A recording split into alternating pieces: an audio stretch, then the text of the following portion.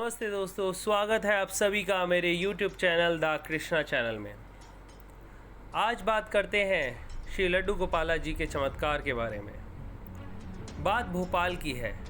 भगवान में लोगों की श्रद्धा के लिए वैसे तो भक्तों को किसी प्रमाण की ज़रूरत नहीं पड़ती है, लेकिन कई बार कुछ ऐसे चमत्कार भी हो जाते हैं जिससे लोगों की आस्था और भी बढ़ जाती है।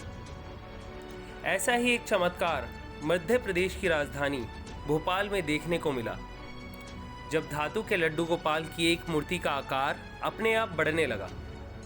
सिर्फ इतना ही नहीं, आकार बढ़ने के साथ साथ ये मूर्ति दूध भी उगलने लगी। ये चमत्कार यहीं ख़त्म नहीं हुआ, लड्डू गोपाल की ये मूर्ति चाय पीते भी नजर आई।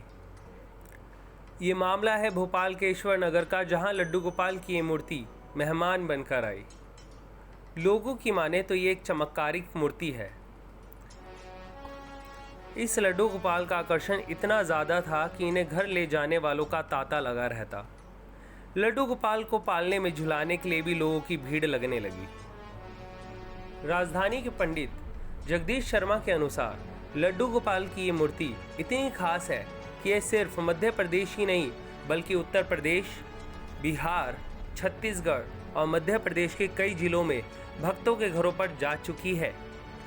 वहाँ पर इन्हें 3 दिनों तक लाड प्यार से रखा जाता है। उसके बाद दूसरे भक्त इन्हें अपने घर ले जाते हैं। वहाँ पर लोग इन्हें 3 दिन तक लाड प्यार से रखते हैं। उसके बाद दूसरे भक्त इन्हें अपने घर ले जाते हैं। भक्तों की माने तो ये मूर्ति कई धातुओं से मिलकर बनी है, लेकिन चमत्कार की बात तो ये है कि इसके बाद भी इसका आकार लगातार बढ़ रहा है। ये लड्डू गोपाल सिर्फ लड्डू ही नहीं बल्कि दही, दूध, मक्खन, मिश्री सब खाते हैं। इन लड्डू गोपाल में लोगों की इतनी श्रद्धा है कि ये बात से ही पता लगाया जा सकता है कि भक्त इन्हें अपने घर ले जाने के लिए 2-2 साल तक नंबर लगाते हैं। लड्डू गोपाल को सभी भक्त अपने बच्चे की तरह मानते हैं। यही वजह है कि लड्डू गोपाल की मूर्ति को बच्चों की तरह दुलार दिया जाता है। भक्तों की माने तो लड्डू गोपाल को घुमाया भी जाता है और गाय भी दिखाई जाती है। सिर्फ इतना ही नहीं, लड्डू गोपाल को बच्चों की तरह खिलाया पिलाया भी जाता है। इसके साथ ही उन्हें लोरी सुनाकर सुलाया भी जाता है। लड्डू गोपाल के भक्त इस मूर्ति को चमत्कारिक मानते हैं। उनका कहना है कि जब सुबह सुबह लड्डू गोपाल को उठाया जाता है और उन्हें बच्चों की तरह दूध पिलाया जाता है तो वो दूध उगल देते हैं। उसके बाद जब चाय पिलाई जाती है तो वह बड़े ही शौक़ से पी जाते हैं। इसके बाद इन्हें दिन में नहलाया जाता है। मुकुट, मोरपंख, बांसुरी लगाकर उनका श्रृंगार किया जाता है।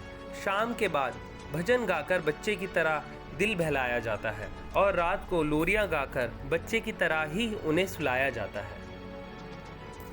माना जाता है कि लड्डू गोपाल सबकी मुरादें पूरी करते हैं। इसके लिए भक्त लड्डू गोपाल के कानों में अपनी मुराद कहते हैं।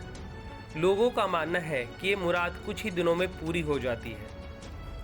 वैसे तो लड्डू गोपाल सबकी मुरादें पूरी करते हैं, लेकिन माना जाता है कि जो लोग निसंतान दंपति हैं उन पर भगवान ज़्यादा कृपा करते हैं। बाल गोपाल के बारे में कहा जाता है कि सभी निसंतानों की मुराद वो सबसे पहले सुनते हैं। उन्होंने कई लोगों को संतान का आशीर्वाद दिया है। लड्डू गोपाल की ये मूर्ति सिवनी के राजेश अर्चना जलज परिवार की है।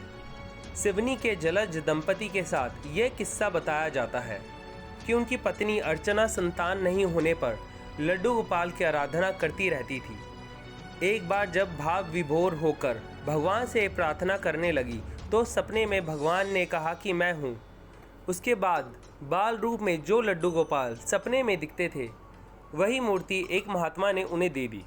इसके बाद जब वह मूर्ति स्थापित करने के प्रयास किए गए तो सपने में दोबारा लड्डू गोपाल ने स्थापित करने से मना कर दिया। उसके बाद ये सिलसिला चल पड़ा। अब हर भक्त 2-4 दिनों के लिए लड्डू गोपाल को अपने घर ले जाता है और बच्चों की तरह देखभाल करता है।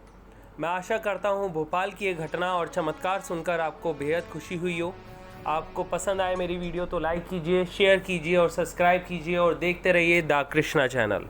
धन्यवाद।